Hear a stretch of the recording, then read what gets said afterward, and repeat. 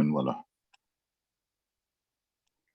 أشهد أن لا إله إلا الله وحده لا شريك له وأشهد أن محمدا عبده ورسوله. Inshallah, we're continuing we're resuming actually our meeting Sunday, exploring this great book of ours, this book that comes really, it's like the most precious thing that we have at home and handy, but we don't realize that because unfortunately we tend to think in materialistic terms. And even in materialistic terms, this book is really a book of guidance because it guides you to succeed even in this life. And of course, in the hereafter. Can someone remind me of where did we start Surah An-Nisa? Did we cover some verses or did we just introduce it? If anyone remembers. الانفايت اللي استقبلتها تقول ان احنا بنبدو في سورة الرحمن. And this is my first actually session to attend here. No, maybe there was maybe it's they using the same invite or the same link. Okay. We start from Fatiha and Baqarah and we just finished Al Imran and we're starting with Surah An-Nisa. So anyway, we can now this surah, like every surah in Quran, has its own. Yes. Question. My screen shows you sideways. Is everybody else the screen? Does it show Dr. sideways? Yeah. Yes. What do you mean sideways? Like you need to turn it 90 degrees clockwise. Okay, I will do that.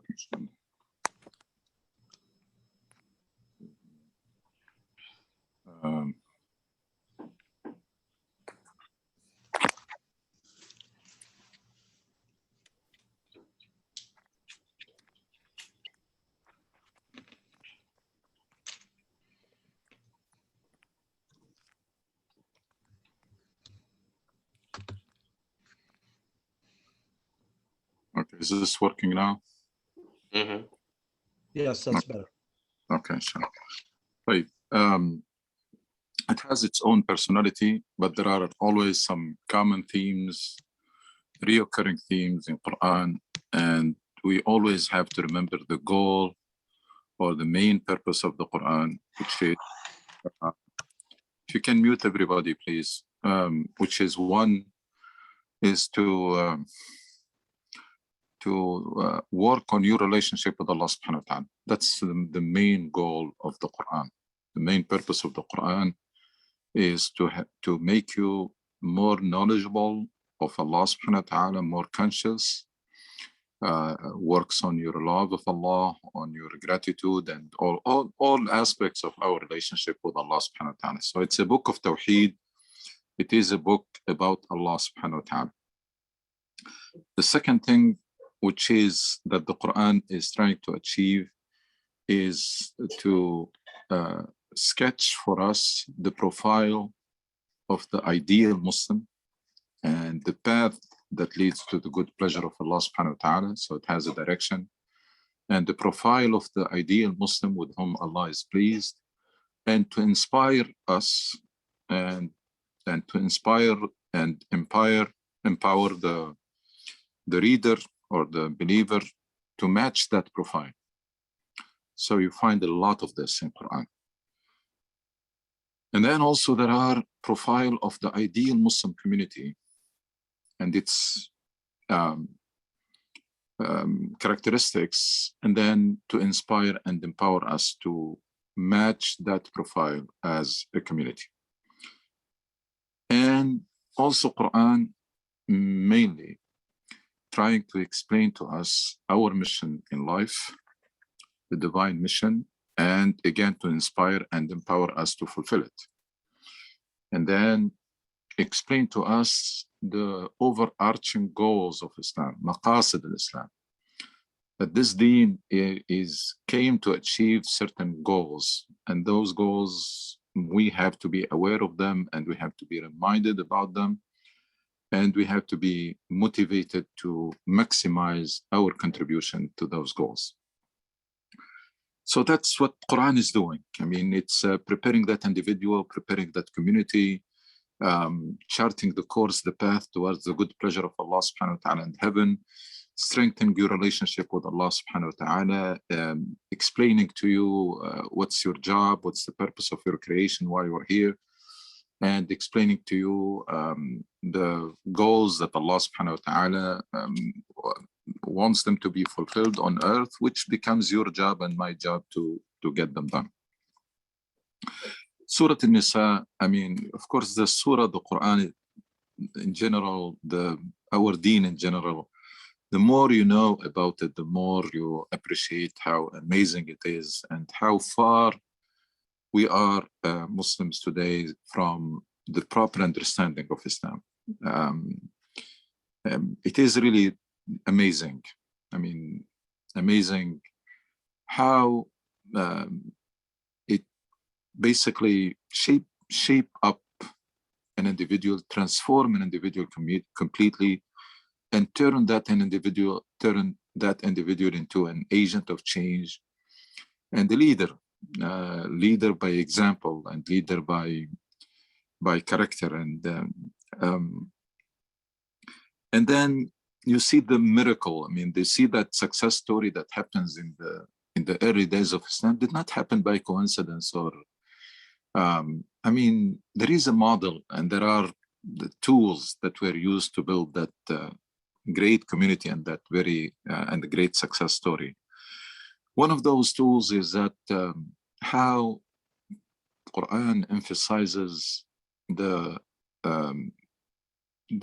relationship between relatives, al-arham, silat al-rahim, and how Quran and Islam manages to build that very solid society and very solid community.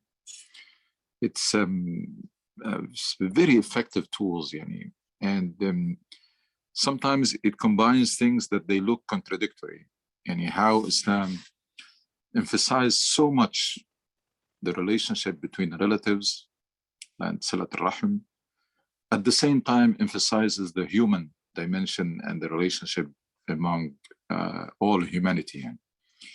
So emphasizing the relationship among relatives does not and should not engender or produce in the mind of Muslim a tribal culture. It shouldn't. We still have that universal perspective and citizenship also. I mean, all these dimensions, Islam managed to balance between them in an amazing way. That Muslims today are failing big time to balance between those circles to which you belong. That you belong to a family, small family, you belong to an extended family, but also you belong to the neighborhood, that you belong to society, and then you belong to humanity. And these are meant to complement each other, not to contradict each other. So as much emphasis in Surah An-Nisa on Silat al-Rahim, still that community did not actually, even though it began in a very tribal culture and environment, but yet they were able to overcome this while keeping that solidarity between members of the same family. Islam did this in an amazing way. That nowadays, always you see one of these things dominates. We have seen it in history, and even nowadays, either the racial belonging, the national belonging, or identity, or the tribal or sectarian, or so that's one thing. Second, you can see in Surah An-Nisa the protection of the weak people and the weak segments of the society. It's amazing, and how Islam protects those who are weak and those who might be subject to abuse by those who are stronger, whether we're talking about orphans, we're talking about women, especially now we're talking about women at that time. maybe until now, women is still, they're being, I mean, abused, and just even in the most advanced societies, they don't have equal pay. And until recently, in some societies did not have the right to vote. So it's amazing how Islam protects those segments of the community in two ways: by rules, but also by increasing the taqwa, which is even takes higher power or influence than the rules themselves. Because if it's only to the rules, then you can always try to find loopholes and try to circumvent the rules. But when it comes to, when you're dealing with Allah, and that's what the surah keep reminding us, tells us what we should do, and then reminds us that you're dealing with Allah subhanahu wa ta'ala. So don't try to find loopholes, don't try to circumvent those rules, because you're gonna be fooling yourself, because you're dealing with Allah subhanahu wa ta'ala. So it tells you also, the surah tells you how bad the situation was before Islam, in the whole world. I mean, in the whole world, and in that society in the Arabian Peninsula, it's so messy, and so much injustice, and so much corruption, and so much, and you name it, so much abuse. And it's basically might makes right. Yeah. I mean, and women were basically at they paid the heaviest price. Yeah. Paid the heaviest price in all stages of life. Yeah. From their birth, yeah, until and throughout all stages of life, they were abused in unthinkable ways. Yeah. To the point even. So from her birth, from marriage, from divorce, from inheritance, from everything, in every aspect of life, women were completely abused. And I don't think there is any other system that was so fair to women other than Islam. Yeah. To the point that if you have the proper understanding of Islam, there is no woman issue in Islam. Period. There is no issue, because وَالْمُؤْمِنُونَ وَالْمُؤْمِنَاتُ بَعْضُهُمْ أَوْلِيَاءُ بَعْضٍ, there is a common mission, and there are they are equal in the sight of Allah subhanahu wa ta'ala, and they complement each other. So there is no issue whatsoever. There is no need even to. So Islam solved this from the roots, not just in a superficial way. We'll talk about these abuses as we cover the verses, the mess in the relationship, the abuse of the rights of people. There was no justice whatsoever. The mess in the family. I mean, even though it was a tribal society, but still there was a lot of, it was so messy that it required this long surah. This is the longest surah after Baqarah in terms of length. And required the surah to fix so many problems in that society. A lot of it is relevant in many societies because there is a lot of abuse that continue to happen in the name of Islam, unfortunately. Abuse of women and abuse of بسم الله الرحمن الرحيم يا أيها الناس اتقوا ربكم الذي خلقكم من نفس واحدة وخلق منها زوجها وبث منهما رجالا كثيرا ونساء واتقوا الله الذي تساءلون به والأرحام إن الله كان عليكم رقيبا. Tawheed is again book of Tawheed. الناس اتقوا ربكم. I mean, just to get you to get your attention, to get you to be alert, to pay attention to what is coming. It starts with the call for taqwa. People, be mindful of your Lord, who created you from a single soul, and from it created its mate. So we're talking about wahdat, yani oneness of Allah and unity of humanity. All humanity created from a single pair of male and female.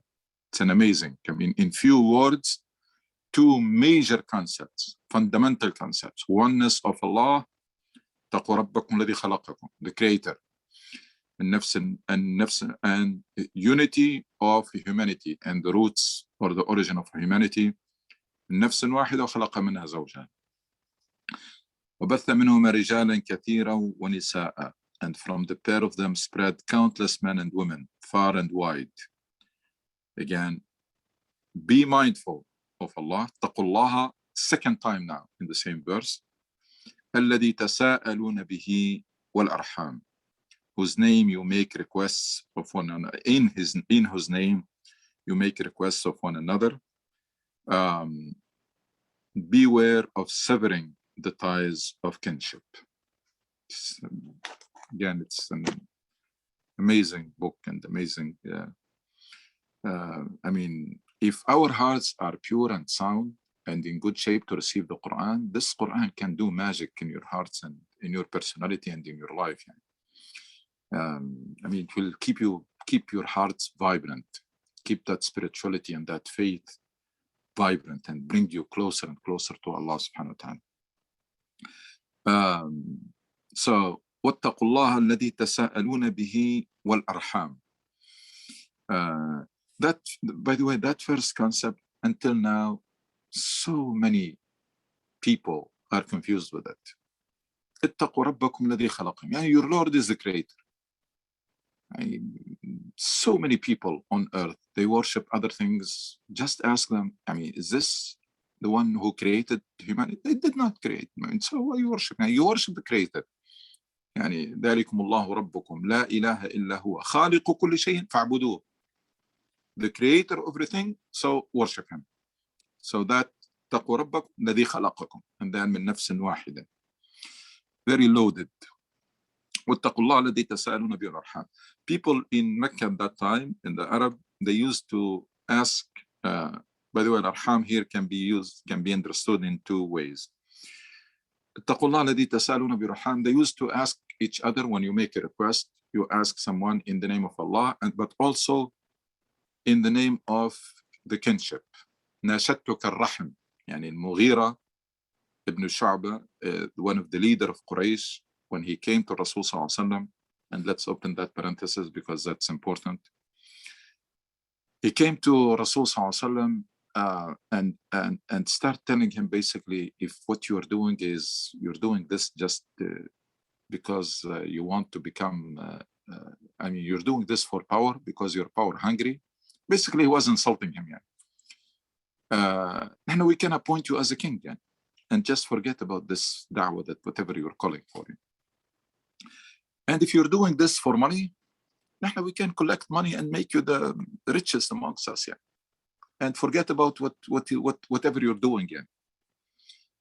And if you're doing this because you are mad, there is some psychological or mental problem, we can bring you the best doctors on earth, and we can treat you. Imagine Rasul sallallahu alaihi wasallam listened to this, he did not interrupt al-Mughira. Nowadays, sometimes you want to speak your opinion, people will interrupt you. Rasul sallallahu alaihi wasallam, and this person basically was insulting him. Rasul sallallahu alaihi wasallam did not speak until he asked Mughira, أَفَرَغْتَ يَا أَبَا الْوَلِيدِ. He called him with the best names because they called each other with the kunya at that time. أَفَرَغْتَ يَا أَبَا الْوَلِيدِ. Are you done, Abul Walid? He said yes. Rasul sallallahu alaihi wasallam answered with the verses from Surah Fussilat, just reciting verse. And then when he came to فقد أنذرتكم صاعقة مثل صاعقة عاد وثمود. So, and if you turn away from this guidance, then I warn you of the same consequences that happened to Ad and Thamud before, basically destruction. So Al-Mughira told Rasul sallallahu alaihi wasallam, ناشدتك الرحم. I'm asking you to stop in the name of kinship, just because we are relatives. So people, they used to request to make the requests in the name of Allah or in the name of kinship. اتقوا الله الذي تساءلون به والأرحام. The more, so we close the parenthesis, you can see the character of Rasul sallallahu alaihi wasallam. That's da'wah. That's da'wah in its best illustration. Yeah. Da'wah with compassion, that even somebody is, and still. Or اتقوا الأرحام. That's probably the more obvious meaning. اتقوا الله واتقوا الأرحام.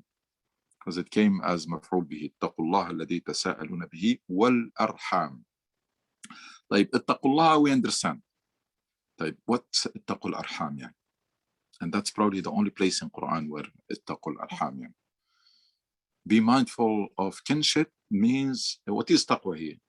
Taqwa is to be careful in your relationship with Allah subhanahu wa ta'ala. So we are asked to be as careful, or to be careful also with our relationship with our relatives. Taqwa was defined by one of the companions is that to be aware and careful about everything that you say or you do.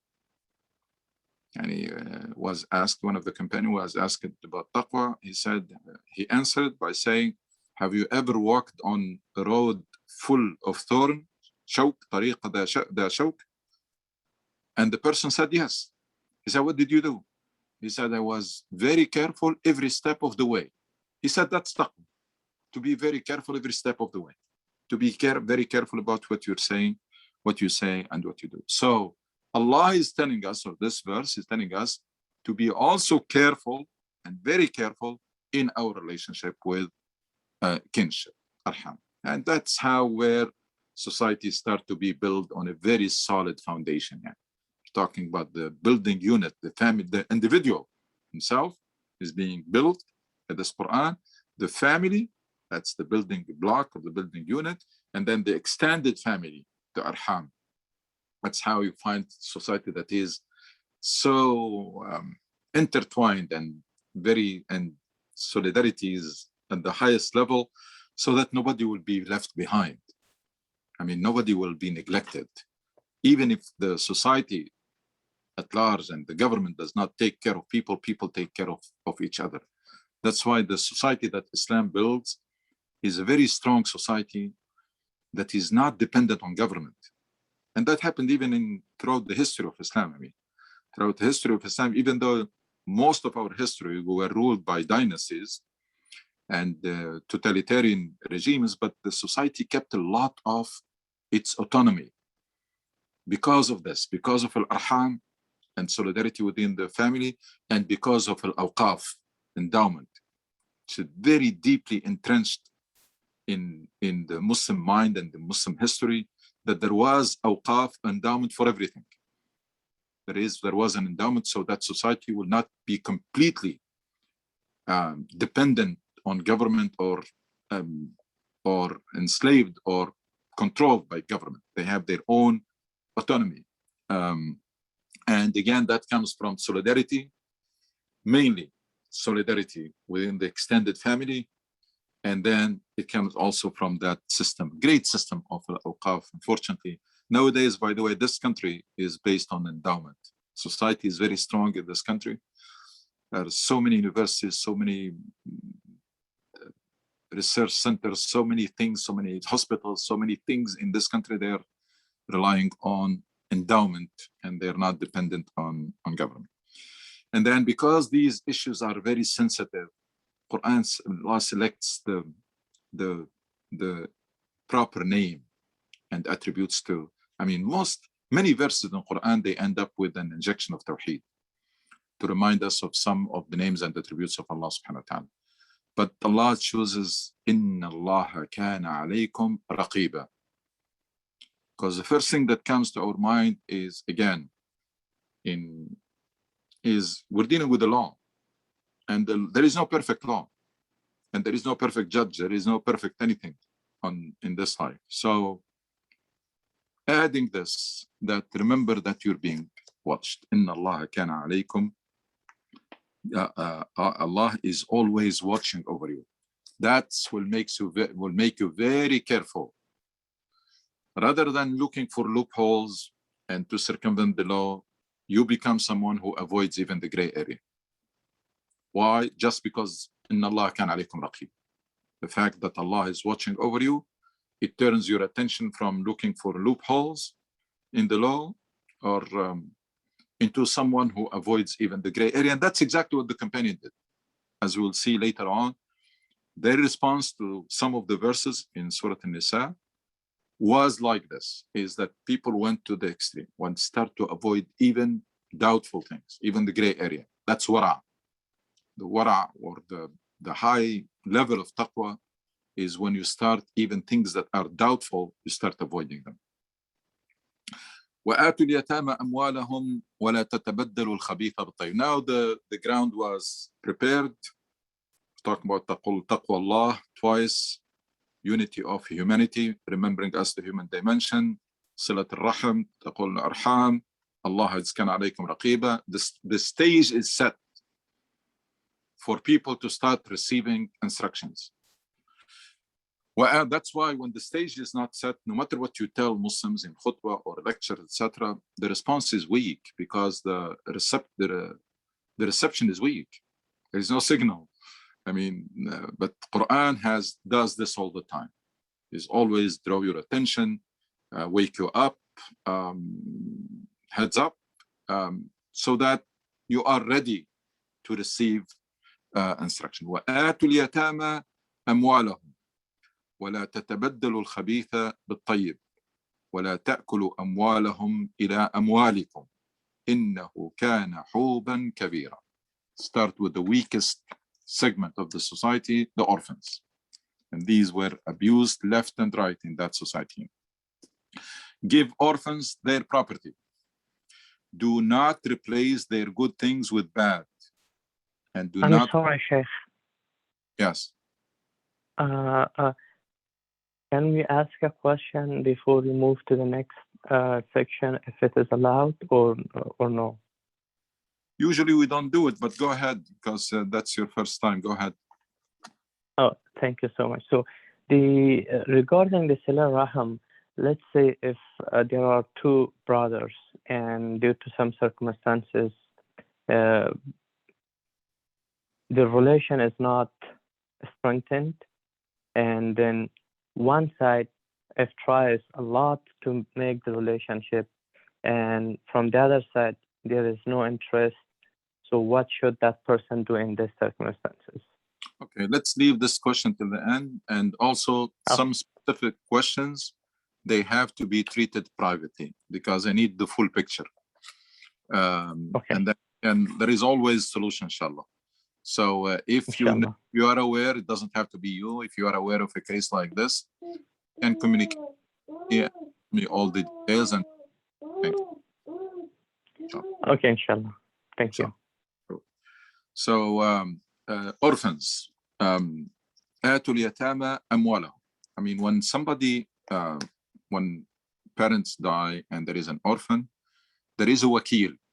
There is somebody who will be entrusted, uncle or somebody will be entrusted with the wealth, whatever those orphans have inherited. We're talking about kids, orphans who are still young, too young to manage their own wealth. Of course, that tells you that there are some people who are not doing that. There are some people who will keep or steal from that wealth and do not give that wealth, do not preserve it, do not keep it, do not give it fully to orphans when they grow up. And there are other people who exchange. They may, the orphans, these kids may have inherited a good land, for example, or a good property.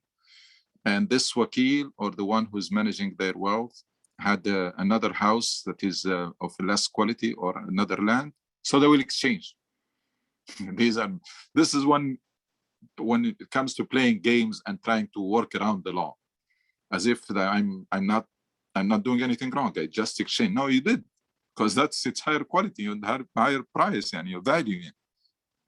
So لا تتبدلوا الخبيث بالطيب. If you have a farm, if these kids have inherited a very good farm and yours is not as good, don't exchange. وَلَا تَأْكُلُوا أَمْوَالَهُمْ إِلَى أَمْوَالِكُمْ. That's another thing that used to do, is to mix so that things will be confused. Mix the two. So 3 things just to avoid in one verse. Give them their money fully. So give orphans their property. Do not replace their good things with bad things, with bad, and do not consume their property with your own. And then say, well, things now are mixed up, so I don't know. Yeah. No.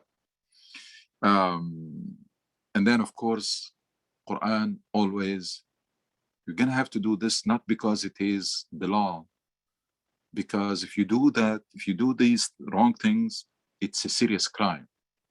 And Sahaba, when they are told that this is a serious crime by Allah, they take it very seriously. And they will tell you how they responded to this. So, Inna Allah kana alaykum raqiba, at the end of the first verse. The second, Innahu kana huban kabira. It's a serious crime.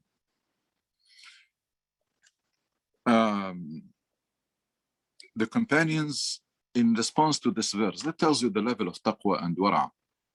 Difference between someone who came to this deen with a very solid commitment, and they're striving to honor that commitment with Allah, and the difference between Muslims who came to this deen through as a checklist of do's and don'ts. Sahaba, some of them, they started separating everything between their wealth and the wealth of those orphans to an extreme. Even the food and the cooking and everything. As I told you, these people, when they receive guidance from Allah, they try to do the best, not the minimum, not the passing grade. They want the A+, not the C. So they started doing that, which is total separation, just not to make any mistake. Until Rasul Sallallahu Alaihi Wasallam told them that, no, that's not what is meant. It's not meant to make it harder on you, or so that to become a hardship. It just meant to be basically reasonable, as the verse will come later on, will tell. Even if this person is poor, who's taking care of this orphan, he can benefit or use some of that wealth to satisfy their basic needs. So من كان فقيرا فليأكل بالمعروف. So Islam is a very, very common sense religion, very logic, and very reasonable. Doesn't ask people to do something that is crazy or something that is so hard. It's a very compatible with the human nature, and it's very reasonable. So, وَإِنْ خِفْتُمْ أَلَّا تُقْسِطُوا فِي الْيَتَامَى فَانكِحُوا مَا طَابَ لَكُم مِّنَ النِّسَاءِ مَثْنَى وَثُلَاثَ وَرُبَاعَ فإن خفتم ألا تعدلوا فواحدة أو ما ملكت أيمانكم ذلك أدنى ألا تعولوا. Now this is, we need to understand the context here. We're going to take it piece by piece. If you fear that you will not deal fairly with orphan girls, what's the point here? There are some of those people who were entrusted with the wealth of orphans.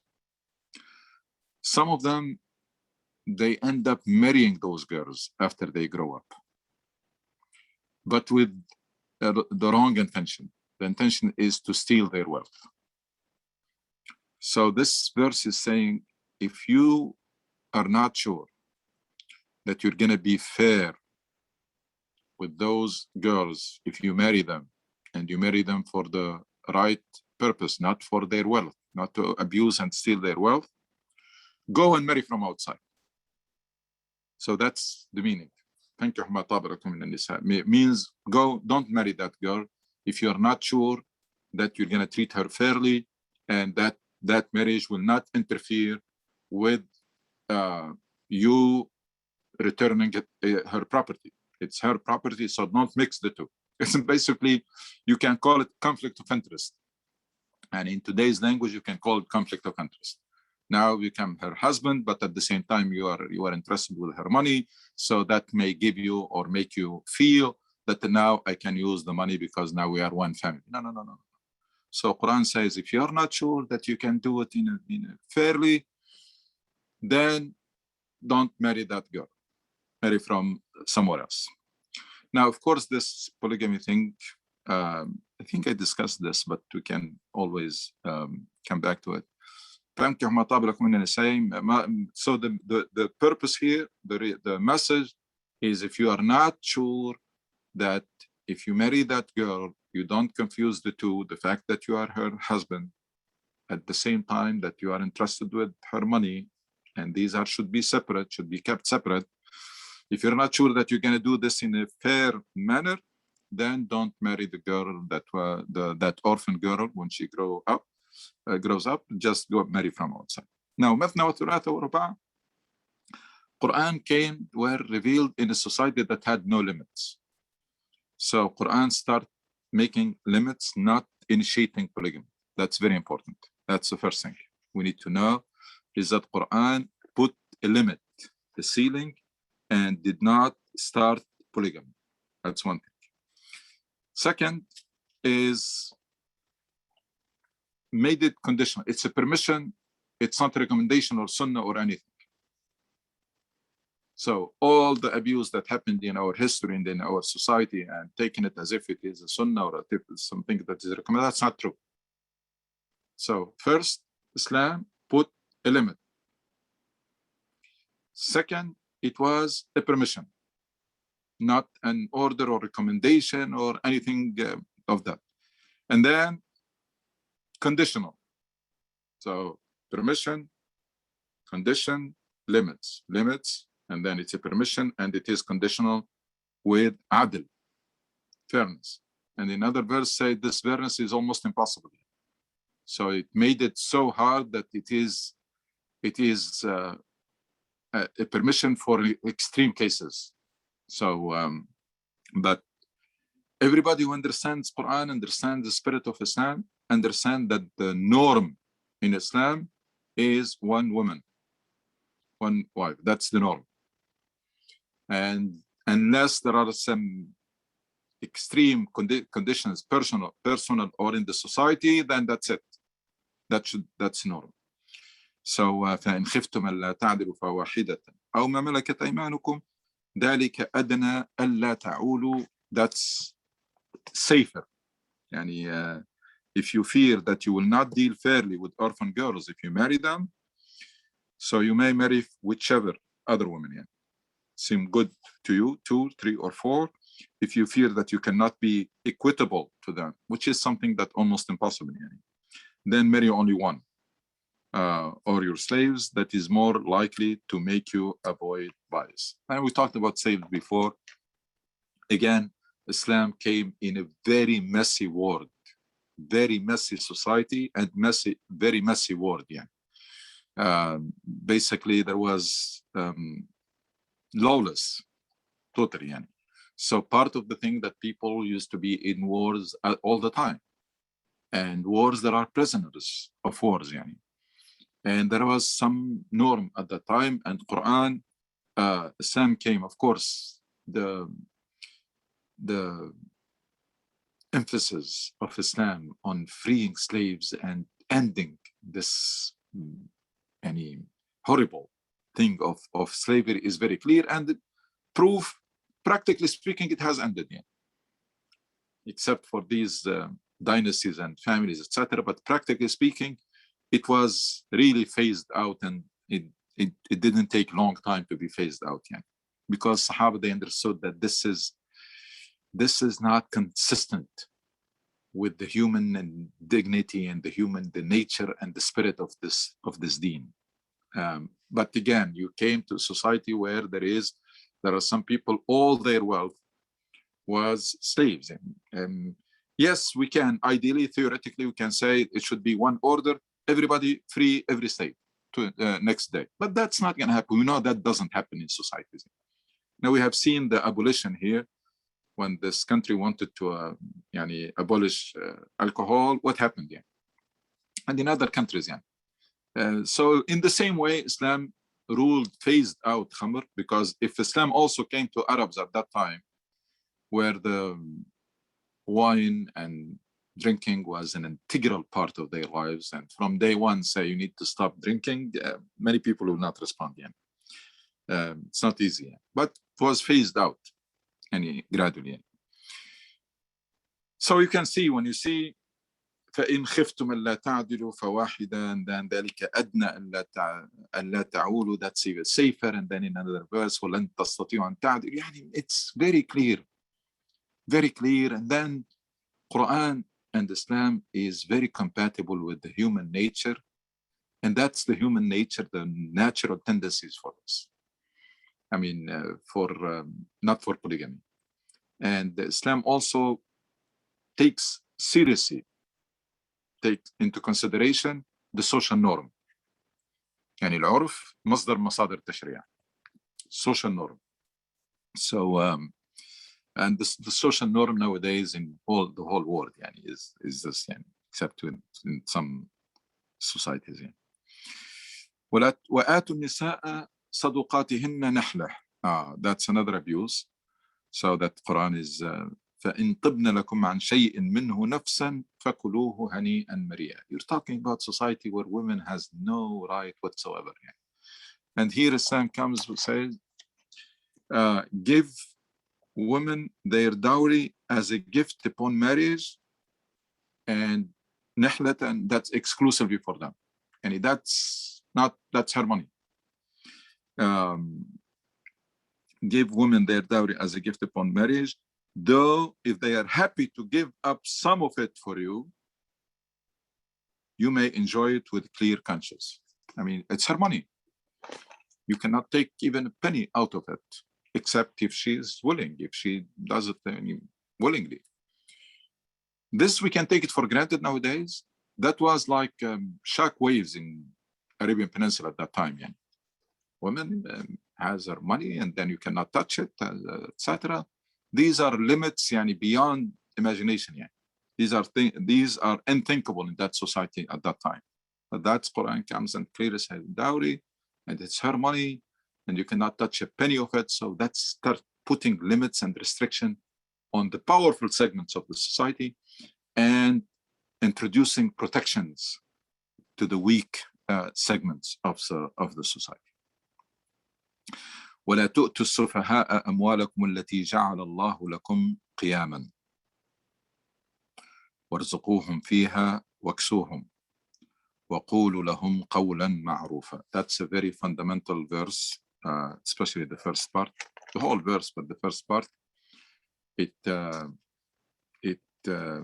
highlights a concept that is unique in Islam. Actually, I mean, it's acceptable nowadays in societies in general, but it was do not entrust your property to the feeble-minded. And if someone has inherited wealth or had wealth, and this person is not really managing it properly and crazy, do not allow that to happen, because that money does not belong to that person. Yes, it is private property, and Islam protects private property. But we know there are two other dimensions when it comes to property that are important in Islam. One, that money belongs to Allah to begin with. يعني وآتوهم من مال الله الذي آتاكم. يعني give them from the money that Allah has given you. وأنفقوا مما جعلكم مستخلفين فيه. يعني spend from the money that Allah entrusted you with. So that's very unique concept, and money belongs to Allah. And then it belongs to the community. I mean, this money, yes, as long as the person is managing it properly and the person is wise and normal, fine. But this person is going crazy and starts squandering the money. Community is going to keep watching. No. ولا تؤتوا السفهاء أموالكم التي جعل الله لكم قياما. That applies not necessarily for orphans, of course, applies to anybody. I mean, that money, and it's being implemented in society sometimes, that people will sue someone so that they put restriction on his ability to manage money because he's not stable. He's not so. But you can see the fact that this money belongs to the community, and it is meant to be developed and to be used properly. And it's not up to a person to say, because it is my money, then I can do whatever I want with it. I can even throw it in the sea or in the, you can't. So don't allow that to happen. At the same time, of course, take care of these people, because again, it's not like you take their money and and seal it, or no, it's just prevent them from squandering it. But still, because why? Because Allah has made it means of support for you. But at the same time, make provisions for them from it, clothe them, and address them kindly. Still, it's their money. They just are not capable of managing it properly. So it will be taken to basically the treasury or something, and then they will be given or taken care of those individuals until they come back and they are capable of managing their own wealth here. And you can see وارزقوهم واكسوهم وقولوا لهم قولا معروفا. وابتلوا اليتامى حتى إذا بلغوا النكاح فإن آنستم منهم رشدا فادفعوا إليهم أموالهم ولا تأكلوها إسرافا وبدارا أن يكبروا. That tells you another abuse. You can see how messy this society was. Test orphans until they reach marriageable age, maturity.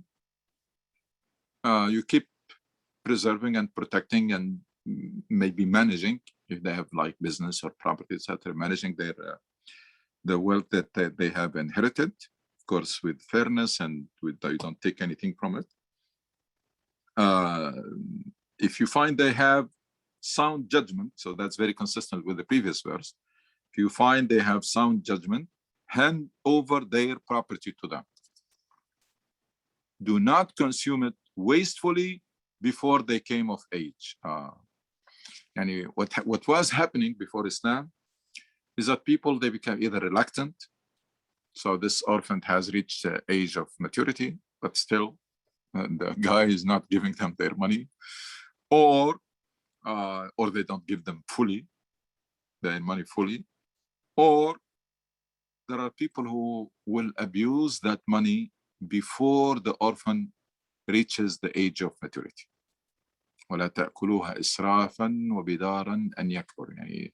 Don't say, let me take advantage of these years so that they can, take advantage of that wealth before this orphan reaches the age of maturity and they have to hand over their property to them. Quran saying, don't do it because it was being done. Do not consider. I think it is done nowadays. People, when they lose the sensitivity or the taqwa, they can do anything. Do not consume it wastefully before and even the law does not protect. There are so many ways people are circumventing the law, left and right. Do not consume it wastefully before they came of age. If the guardian is well off, you are managing, you are entrusted with the property and wealth of an orphan, and you are in good shape financially, don't take anything. فليستعفف. من كان غنيا فليستعفف. Don't touch their money. طيب, if you are poor, you are taking care of these orphans and they're taking care of their property, but also you are poor, you are in need. فليأكل بالمعروف. See how Islam in these things becomes so detailed and reasonable. Of course, detailed and leave some flexibility, but always reminding you of taqwa and calling you to be reasonable. معقول. فليأكل بالمعروف. So if the guardian is well off, he should abstain from the orphan's property. And if he's poor, he should use only what is fair. What is fair, what is reasonable, what is فإذا دفعتم إليهم أموالهم فأشهدوا عليهم. A lot of problems happens because of lack of communication and lack of and when we don't do these things properly, and there are no witnesses, and then no, and I thought this, no, I didn't say that, now you said it, no, etc. فأشهدوا عليهم. When you give them their property, call witnesses in. Don't rely on memory, don't rely on anything. Just call witnesses, documented, that's it. This guardian has handed over all the property for those orphans. And then, of course, in addition to this, Remember that you can also play games with witnesses, and there are always loopholes. وَكَفَى بِاللَّهِ حَسِيبًا. وَكَفَى, Allah takes full account of everything you do. So we started with Raqiban, and then we ended with Hasiban. Allah is watching over you. Allah is taking account of everything you do. Because these things are very sensitive. You're dealing with someone who's weak. And as I said, no matter how good the law is, I mean, at the end of the day, you're not going to have a police for every citizen. Police for every citizen. No matter how perfect the law is, no matter how perfect the law enforcement is, there will always remain gaps that can be taken care of only by this faith and by this sensitivity and the fact that you are dealing with Allah subhanahu wa ta'ala. We'll stop here, at least for now, and then we'll open the floor for questions and comments. And then inshallah, we'll come to the mirath, inheritance, and how it is divided. Inshallah, either today if we have time, or tomorrow, or next time, inshallah.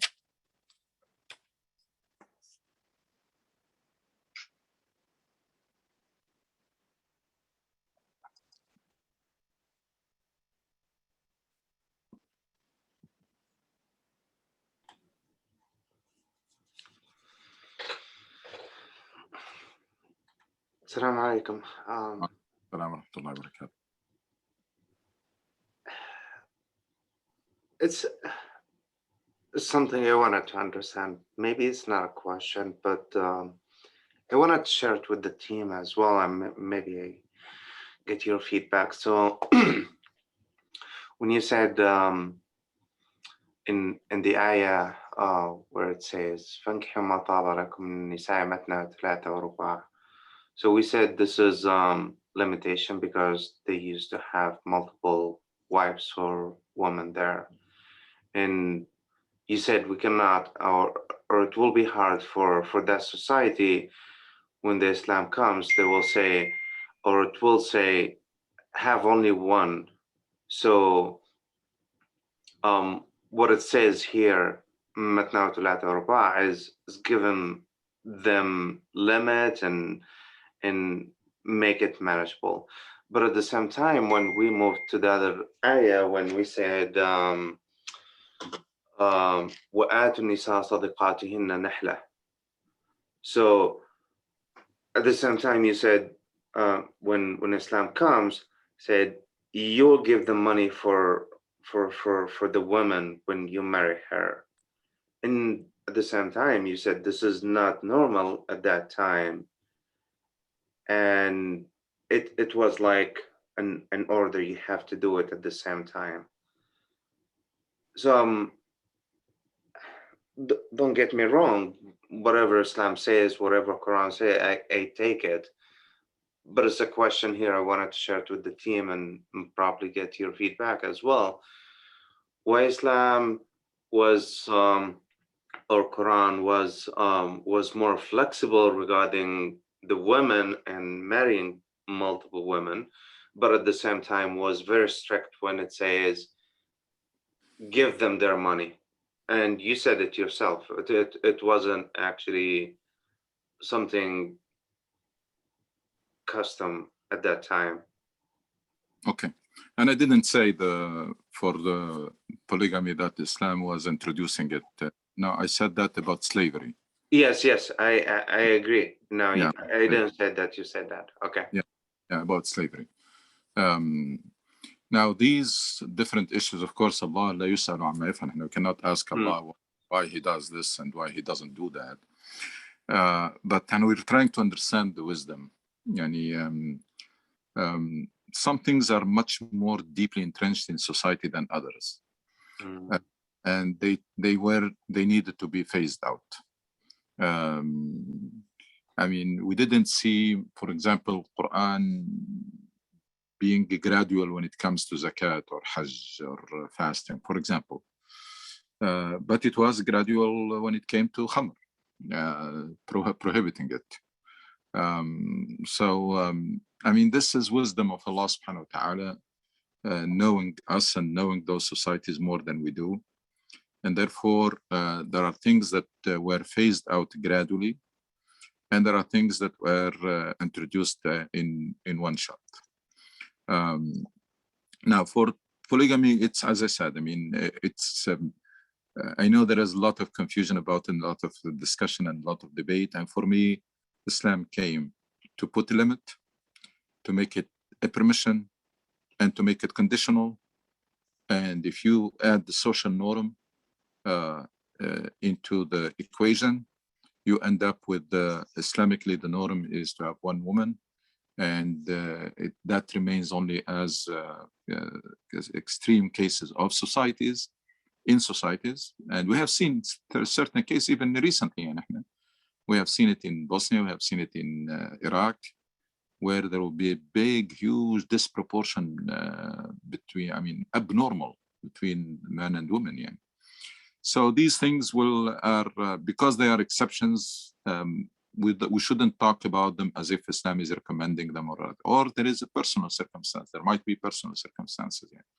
So we just leave it there. Yeah. We leave it as a permission.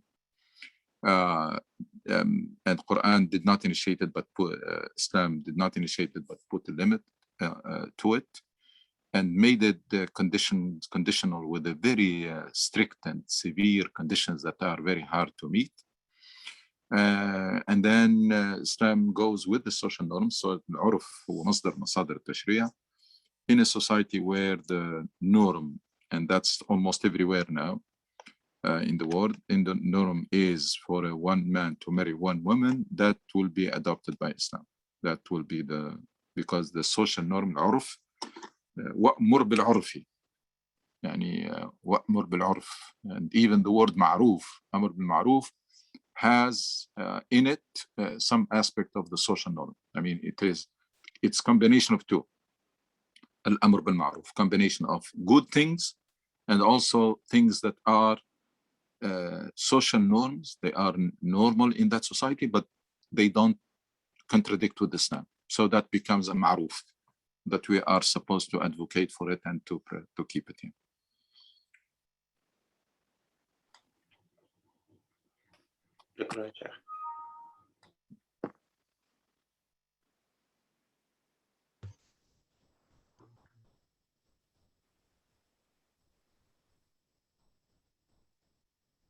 So, Dr. Anushi, if the social norm, say, like, in a Western country, is a man only marries one woman, then that is what gets promoted. And then maybe multiple wives is not promoted, or is there but is not practiced. Is that the right way to think about it? The right way to think about it, that Muslims, when they come to a society and they find a social norm that is compatible and does not contradict it, because polygamy is not an article of faith. So if there is polygamy permissible, it doesn't violate anything, because polygamy. So it's not like you come to society like communist society at a certain point in time and cannot pray, or does not contradict it. So you live with it, we live by that, and we accept it, and it becomes source. I mean, it's not a scholar or a faqih, but I know that most madhahib, they consider al-urf wal-masalih al-mursala, and the best, what do you call it, the greater good, as sources of the Sharia. And in masalih al-mursala means what we call today the common good or the greater good. And al-urf is the social norm. They are source of legislation. And source of legislation, Quran, Sunnah, Qiyas, two of them are the Masalih al-Mursala and العرف. So nowadays, both of them pushes towards marrying one woman. مصالح المرسل, and we know what's happening in many Muslim societies because of polygamy. We know the youth, and we know the children, we know the family problem, and we know the financial, and we know the whole mess. Yeah. So both of them nowadays pushes toward adopting the model of one woman as the model that Islam sanctions.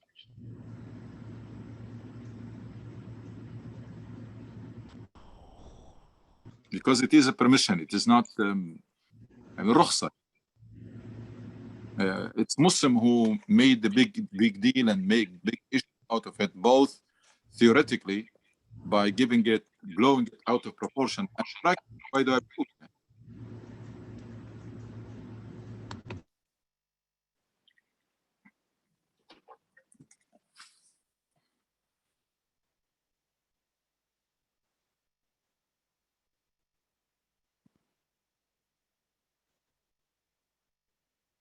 Now, majority of Muslims nowadays, unfortunately, are doing very poor job managing one family. Just we're still having families being built in a very haphazard way and managed in very haphazard way. And someone, do you do this in business? Someone who fails to run one company, you give them another company to run it. People are not doing a good job managing one family. One family with a few children, and they are not doing very good job managing it just because they don't educate themselves and they don't restrain themselves, etc. And they're not educated about spousal relationship and about parenting and about all of this. And then they just want to have to build another family in parallel. They're failing.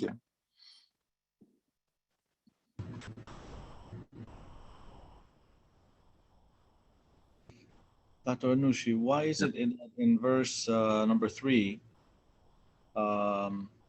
it starts with being just to the orphans, and then Allah talks about the permissibility or the license of marrying more than one woman? Why is it that what's the relationship between the first part of the ayah and the second? Forget about 2 or 3 or 4. Just let's focus on the first part and then think this is that shows you the importance of understanding the context of the verses. Those guardian there was some practice. They used to, because the orphan girl has inherited so much money, so this guardian find himself tempting to marry that girl, not because he wants to marry her, but he want to take her money.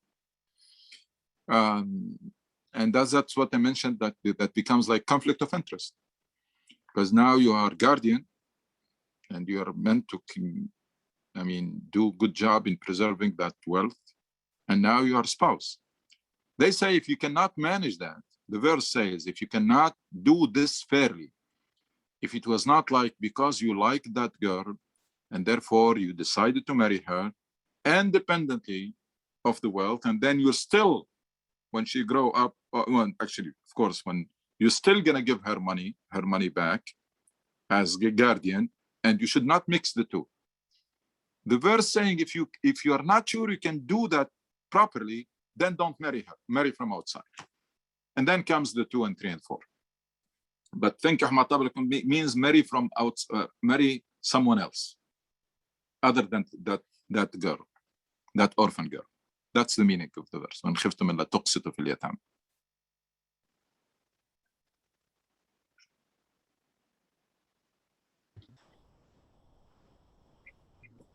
I understand now. And you can take it in 2 stages. If you are not sure you can do that properly, marry someone else, and then you can marry 2 or 3 or 4 again as a permission. And so, but the eloquence of Quran, sometimes it puts a lot of meaning in a very few words, because it's very loaded of guidance. That's why we need really to contemplate and reflect and understand to get the most out of the Quran. Because just imagine someone reading this page that we spend about 1 hour on it today, just reading it for ajr, just reading so that they say, I read 1 page of the Quran today, and they get nothing out of it. They can go through across this verse or through this verse and don't know even what does it mean. But if you read the Quran properly, like you stop, you reflect, you search the meaning, you ask, you look up and it's really becomes so inspiring, and so it's even enjoyable book to read. It's not even from literature perspective. In addition to the fact that these are the words of Allah and Allah is talking to you, and how more important it could be. In addition to that, it's a very beautiful and very eloquent book to read.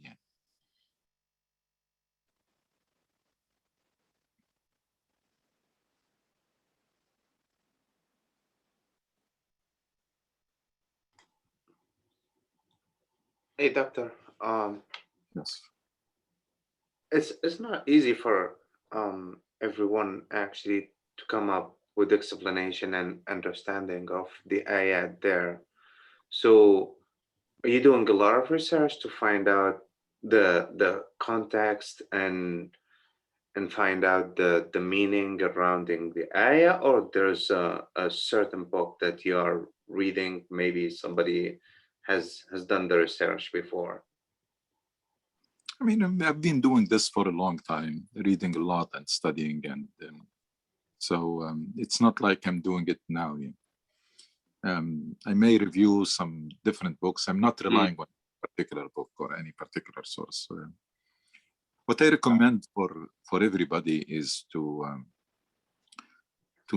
break this habit of neglecting Quran or only reading it superficially, and to start having the habit of reading Quran with reflection and contemplation, regardless of how much you read. It's not about me, it's you. Everybody can do this. You just read this verse, and then, of course, what does it mean for me? What is it that Allah wants to communicate to me? What is expected from me? How can I implement this verse in my life? And then you go and search. Nowadays, nobody has any excuse. There are so much information available online that you just type in a verse and you can get a lot of information about it. I mean, and you can quickly start sorting out and using some filtering, some resources, and staying away from other sources. You find them like extreme, or you find them sectarian, and then you can. Everybody is really encouraged to do this, because Quran is not for. No, we don't have clergy in Islam. Quran is not only for scholars or for imams or for. That's the fatwa. That's the fatwa, is to say this halal and haram. That requires a lot of knowledge, and you cannot do it based on one verse. But reflection and contemplation and trying to understand the book that Allah sent it to me, send it to everybody. This is something that we got it wrong when we accepted the fact that we cannot, or we don't have to, or let's leave it for only knowledgeable people to understand the Quran in a way. So we created the clergy, even though there is no clergy in Islam.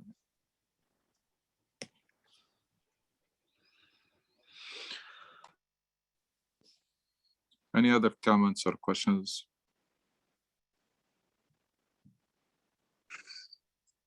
Oh, one last question from my side. What is your expectation regarding the group of the people attending the session here? Do you encourage actually to go through the verses for the next session, for example? Do you recommend that somebody needs actually to put some notes down? What is your expectation there? I don't have any real expectations. All what I'm trying to do, and I like everybody who feel that you have a mission in life. I'm willing and happy to talk to anybody who's willing to listen. And beyond that, that's my part. And what I strongly recommend is for people to get into this habit and don't rely only on a Sunday session, but to be daily practice for us, or regular at least practice, which is, let me spend sometimes on the Quran. And with this idea, which is studying the Quran, not just reading it, and studying it with reflection and contemplation, and trying to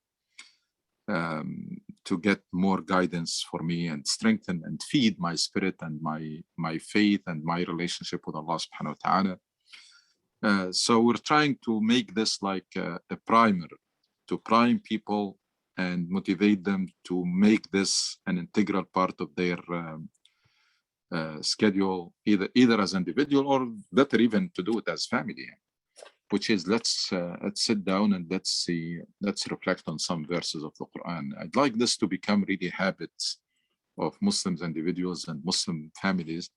Nowadays, it can be very strange. And if someone comes to his or her family and tell them, let's sit down and reflect on the Quran, people probably will be surprised. We have never done this. But it should be really the norm. And another thing that I'd love to see, which is that when Muslims meet, they have something to exchange. Like every one of them was focusing on some verses or on a verse. And then when you meet your someone, and after like a while, and then say, I just came across this verse and amazing, and they get this meaning from it, etc. And then hopefully everybody will have something to share, whether two people meeting or a group of people meeting. So this is something that we want to revive in our communities and among Muslims, is this study of the Quran. It's like a movement or dynamics, study of the Quran and sharing and searching and looking for meanings. And of course, with the proper attitude, which is I'm studying it to understand and to implement. I'm not studying it just to count how many pages I read so that I can find how many ajr I'm gonna get here.